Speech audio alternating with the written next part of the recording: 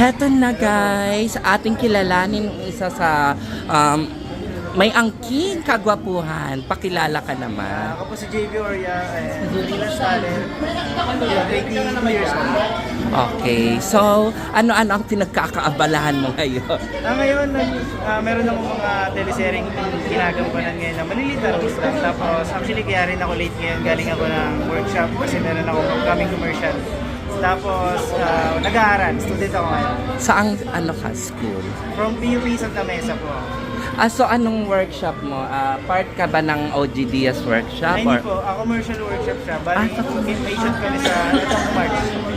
Okay, so I'm sure sa pag-workshop mo gusto mong pasukin ang larangan ng showbiz, right? Yes po.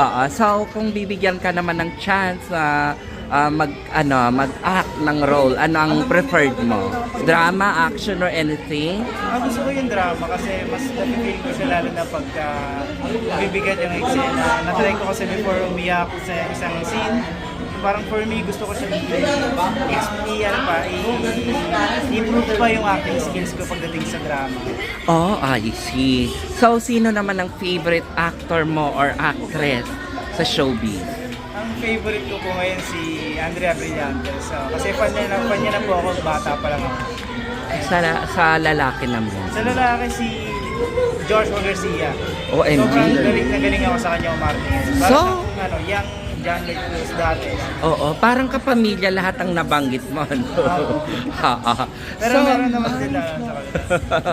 Oo nga. So, halimbawa, ma-meet mo ang isa sa nabanggit mong actor. Ano kaya ang gusto nyong collaboration kung sakali? Siyempre kay Andrea, gusto ko yung love team kami siyempre. Ay, bongga. Medyo mataas pangarap ko eh. Oo nga. Pero kay Joshua Garcia, gusto ko parang magkapatid kami. Kasi feeling ko, kung mabibigyan ako ng chance, siyempre bibigyan ko yung best ko para umantay sa kanya. Oh, ayan. So, gusto nung malaman ng viewers natin regarding your social media accounts, please invite them to follow your... Paki-add na lang po ako sa Facebook and follow po my IG, JV Oria, JVictoria Oria po. And meron din po ang TikTok, pwede nyo rin po i-follow.